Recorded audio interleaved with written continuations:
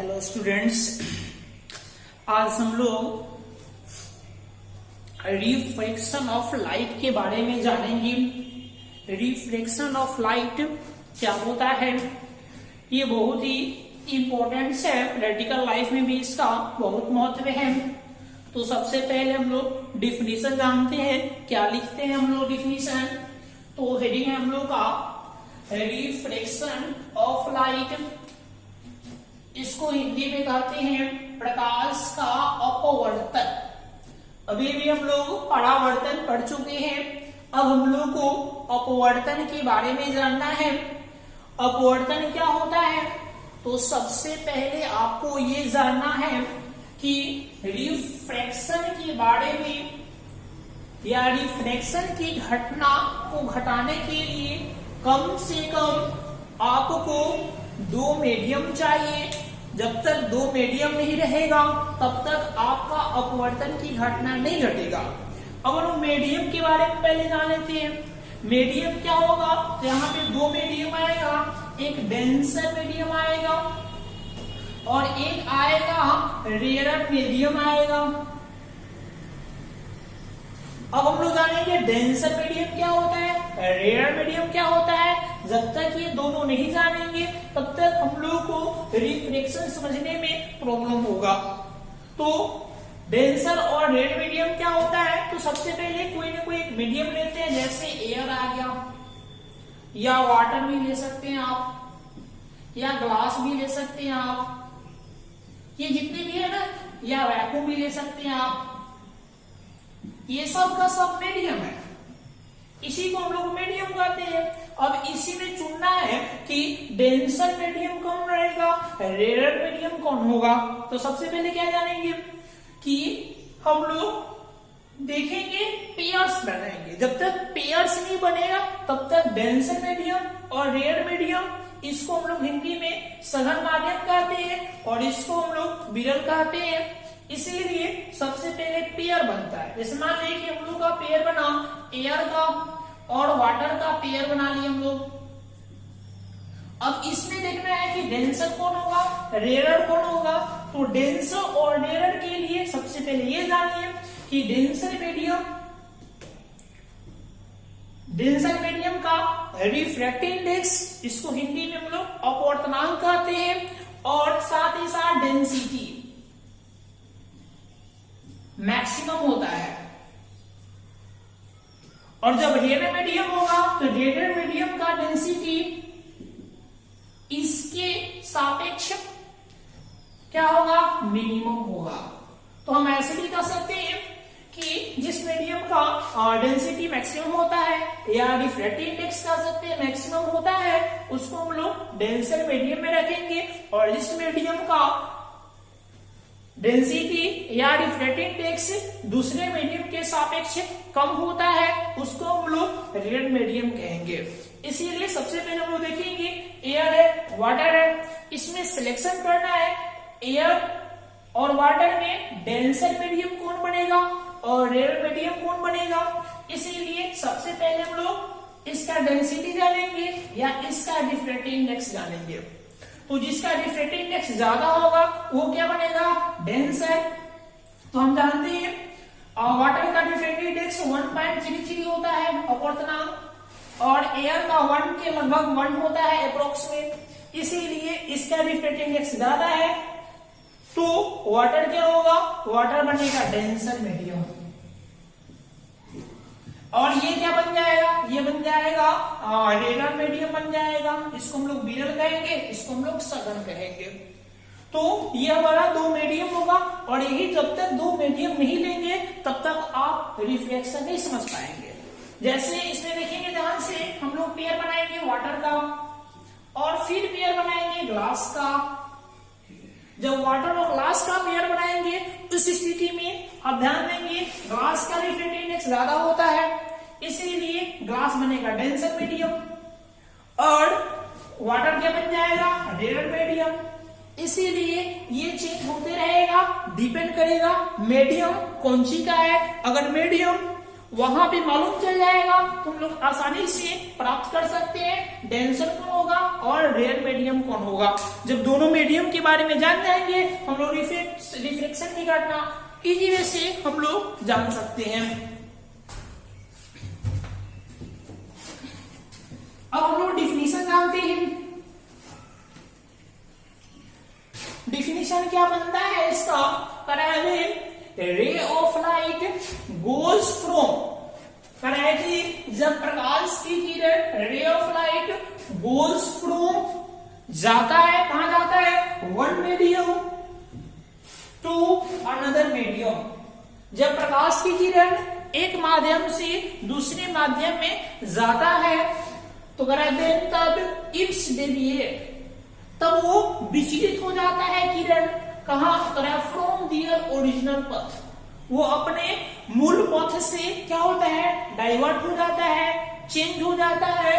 फिर कह रहा है कि दिस डेविएशन, वही चेंज होने वाली जो घटना होता है, फेनोमेनन होता है, उसी डेविएशन को ही हम लोग क्या कहते हैं, रिफ्रैक्शन कहते हैं। अब हम लोग जब डेविएशन की घटना घटता है तो लाइट का क्या होता है, तो लाइट का वेलोसिटी चेंज हो जाता है। जितना स्पीड से एक मीडियम में वन मीडियम में एंट्री करता है लाइट, उतना स्पीड से दूसरे मीडियम में जा भी सकता है और नहीं भी जा सकता है। इसीलिए जब एक माध्यम से दूसरे माध्यम में प्रकाश एंट्री करता है तो वेलोसिटी, वेग क्या होता है, चेंज हो जाता है। इसी बात को लिखा हुआ है कि velocity of light changes during refraction. जब भी रिफ्लेक्शन की घटना घटता है तो आपका प्रकाश का वेग क्या होता है, चेंज हो जाता है।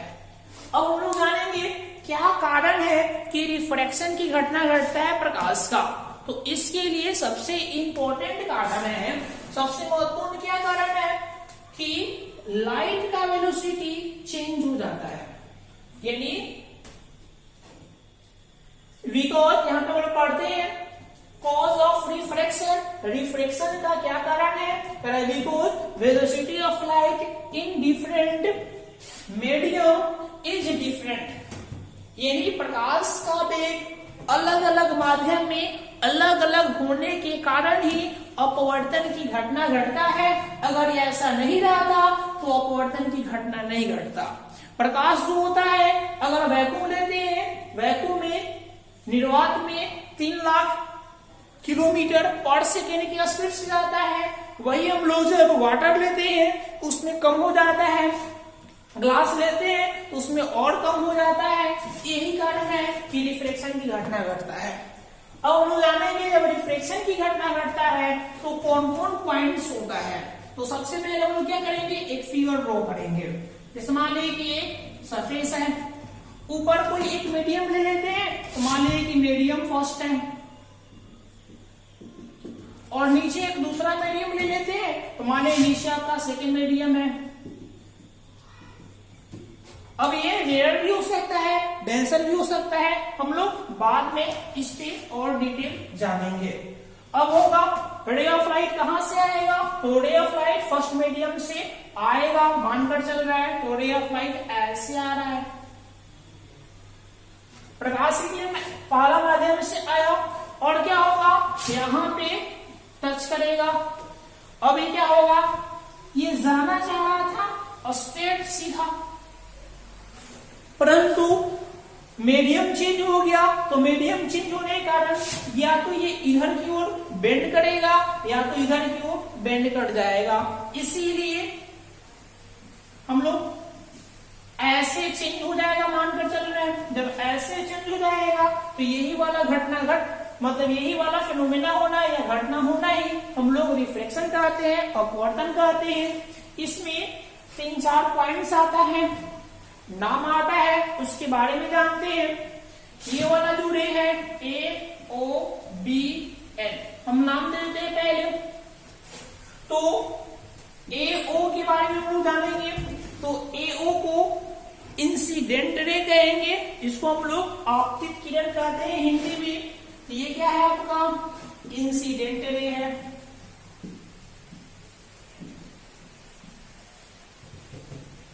अब ध्यान से देखेंगे O क्या है, तो ओ पॉइंट ऑफ इंसिडेंस है, डिफिनेशन वही होगा जो हम लोग रिफ्लेक्शन में जाने थे।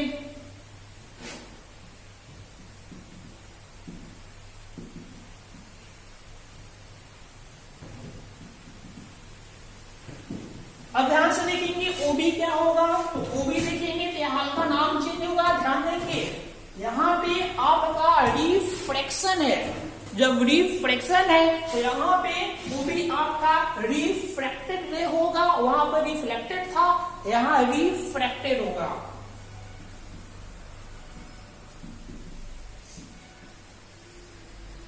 अब ध्यान से देखेंगे ये वाला पॉइंट क्या है, तो ओ एन नॉर्मल है, अविलंब है, और फिर ये वाला पॉइंट क्या है, तो ये आपका इंटरसेक्शन पॉइंट है, मतलब कि दो माध्यम को अलग करने वाला क्या है, सतह है। अब हम लोग क्या जानते हैं, आई, तो आई आपका ऑलरेडी कौन होगा, ये होगा, और आर यहां से ये होगा आर। तो डिफिनीशन क्या बनेगा, डिफिनीशन वही बनेगा, इंसिडेंट रे नॉर्मल दोनों के बीच का कोण या angle between incident ray and normal is called angle of incidence, और आर वही होगा, angle between refracted ray and normal is called R, या फिर इसको हम लोग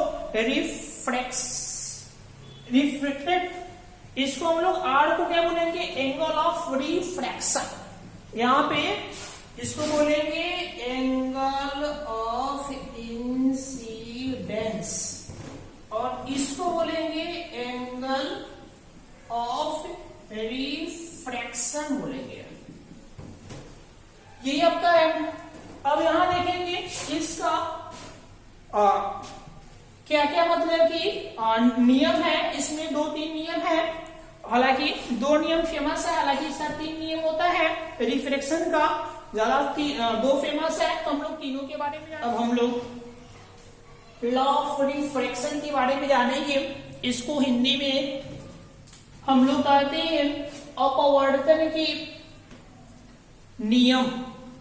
अपवर्तन के नियम 2 ही होते हैं, हम आपको यहां से 3 बताने वाले हैं। एक आपको ये याद रखना है, इसीलिए बता रहे हैं कि इससे एक ऑब्जेक्टिव क्वेश्चन निकलता है फर्स्ट नियम से। मेन आपको दूसरा और तीसरा ही ज्यादातर बुक में मिलेगा।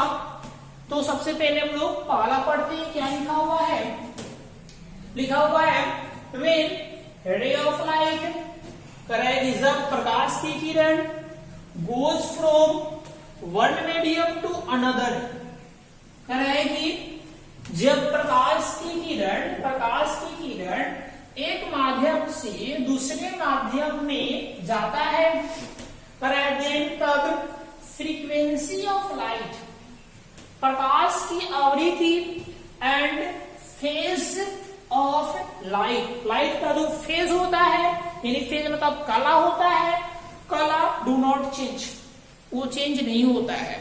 यानी हम लोग क्या जाने, जब रे ऑफ लाइट एक मीडियम से दूसरे मीडियम में जाता है तो फ्रीक्वेंसी और फेज चेंज नहीं होता है। अब हम लोग क्या है, बट लेकिन वेलोसिटी ऑफ लाइट क्या क्या चेंज होता है, तो आपका वेलोसिटी ऑफ लाइट यानी प्रकाश का वेग चेंज हो जाता है, एंड वेवलेंथ ऑफ लाइट, और फिर क्या, प्रकाश का तरंगदैर्घ्य चेंज हो जाता है। तो हम इसको याद रखेंगे, कौन चेंज होता है, तो वेलोसिटी और वेवलेंथ, वेग और तरंगदैर्घ्य प्रकाश का चेंज होता है, कौन चेंज नहीं होता है, तो याद रखेंगे हम लोग यहाँ पे फेज एंगल और फ्रीक्वेंसी चेंज नहीं होता है। फेज एंगल नहीं है, फेज है, फेज एक कला होता है, हम लोग इसको डिटेल जानेंगे नेक्स्ट। आगे दूसरा नियम क्या कहता है, तो दूसरा नियम है कि इंसिडेंट रे, अभी हम लोग फिगर बनाए थे, तो इंसिडेंट रे के बारे में जानेंगे। फिर क्या है, रिफ्रैक्टेड रे, इसको हम लोग बोलेंगे रिफ्रैक्टेड रे और नॉर्मल। ये तीनों के तीनों सभी कहाँ मिलते हैं, all lies in same plane, एक ही समतल में होते हैं। इसको हम लोग हिंदी में कह सकते हैं कि आपतित किरण, अपवर्तित किरण और अभिलंब तीनों एक ही तल में होते हैं या सभी एक ही तल में होते हैं। अब हम लोग क्या जानेंगे, हम लोग जानेंगे तीसरा नियम के बारे में। तीसरा नियम क्या कह रहा है, तो तीसरा नियम इंपॉर्टेंट है क्योंकि इसको हमको यूज करना है। कह रहा है कि the ratio of sine of angle of incidence, incidence angle of incidence का साइन, मतलब कि आपतन कोण का साइन लेना है, figure to the sine of angle of refraction, और अपवर्तन कोण का साइन लेना है और उसका क्या करना है, रेशियो करना है यानी अनुपात करना है। तो क्या आएगा, कांस्टेंट आएगा, और इसी कांस्टेंट को हम लोग क्या करते हैं, तो इसी कांस्टेंट को हम लोग रिफ्रैक्टिव इंडेक्स कहते हैं, इसी को हम लोग अपवर्तनांक कहते हैं। तो कैसे लेना है, हम लोग फिगर बनाते हैं। सबसे पहले ये क्या है, इंटरफेस है, दो मीडियम को अलग करने वाला, ऊपर वाला मीडियम फर्स्ट है और नीचे वाला आपका मीडियम सेकेंड है। रे ऑफ लाइट फर्स्ट मीडियम से आएगा और फिर क्या, यहां से सीधा जाना चाहेगा, फिर ये या तो ऊपर की ओर डेविएट होगा या फिर नीचे की ओर डेविएट होगा। हम लोग जानेंगे किधर डेविएट होगा। फिर हम ऐसे डेविएट कर देते हैं। अब इसमें देखेंगे ये एंगल ऑफ इंसिडेंट ये आई था, और ये इसको देखेंगे, इसको एंगल ऑफ रिफ्रैक्शन कहेंगे, इसको आर है। अब यहाँ पे तीसरा क्या कर रहा है, तो तीसरा में आप शॉर्ट में ऐसे कर सकते हैं, दैट इज करके साइन लेना है एंगल ऑफ इंसिडेंस का, तो लिखिए साइन ले लिए। फिर साइन लेना है एंगल ऑफ रिफ्रैक्शन का, तो लिखिए साइन ले लिया हम लोग। और दोनों का रेशियो करना है, तो हम लोग बटा कर दिए, बटा कोई यानी इसको पर कोई क्या बोलेंगे, रेशियो कर दिए। क्या आएगा value, constant. Sine I by sine R is equal to constant. इसी कांस्टेंट को ही हम लोग रिफ्रैक्टिव इंडेक्स कहते हैं। इसका सिंबल हम लोग दो सिंबल लेते हैं, या तो आप म्यू लेंगे, इसको क्या पढ़ेंगे, एम यू म्यू, या फिर कहेंगे एम देता है छोटा एम, ज्यादा हम लोग यहाँ पे म्यू ही सिंबल यूज करेंगे। इसको पढ़ने का तरीका है म्यू और ये एन। अब हम लोग जानेंगे कि ray of light one medium to another medium में एंट्री करता है, प्रवेश करता है, तो रिफ्रैक्टिव इंडेक्स कैसे चेंज होता है, तो देखिए sine I by sine R is equal to, ये जब नहीं लिखा जाएगा ना तो याद रखेंगे, फाइनली रे ऑफ लाइट जिस मीडियम में जाता है या प्रवेश करता है तो उस मीडियम का रिफ्रैक्टिव इंडेक्स, तो ये आएगा, मान ली कि दूसरा मीडियम में जा रहा है यहाँ पे फाइनली, तो इसका रिफ्रैक्टिव इंडेक्स μ2 है, और ये पहला मीडियम है यानी प्रथम फर्स्ट मीडियम है, इसका रिफ्रैक्टिव इंडेक्स μ1 है। इसको लिखने का तरीका क्या होगा, लिखने का तरीका होगा हम लोग कि फाइनली जिस मीडियम में जा रहा है तो किस मीडियम में जा रहा है, μ2 में, तो 2, और जिस मीडियम से आ रहा है रे ऑफ लाइट उसका रिफ्रैक्टिव इंडेक्स हम लोग क्या लिखेंगे नीचे, तो μ2 बाई μ1 लिखेंगे। इसी को जब कंबाइन करते हैं हम लोग तो एक म्यू दिखाता है, और जिस मीडियम से आता है यहाँ पहले लिखाएगा, जिस मीडियम में जाता है लाइट उसको बाद में लिखाएगा, इसीलिए μ12 कर सकते हैं इसको, और इसी को हम लोग केवल म्यू भी कर सकते हैं। तो सही लिखने का तरीका आपका ये हुआ, और इसी को हम लोग क्या कहते हैं, इसी को हम लोग ऑस्मेल्स लॉ कहते हैं, ठीक है, ऑस्मेल्स लॉ के नाम से भी जानते हैं।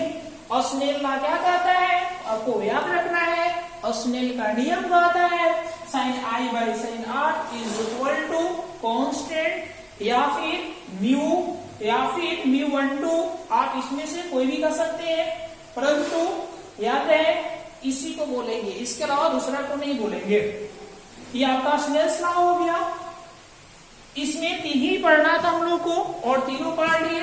अब आज इतने ही हम लोग जानते हैं, फिर कल हम लोग रिफ्रैक्शन के बारे में और डिटेल जानेंगे।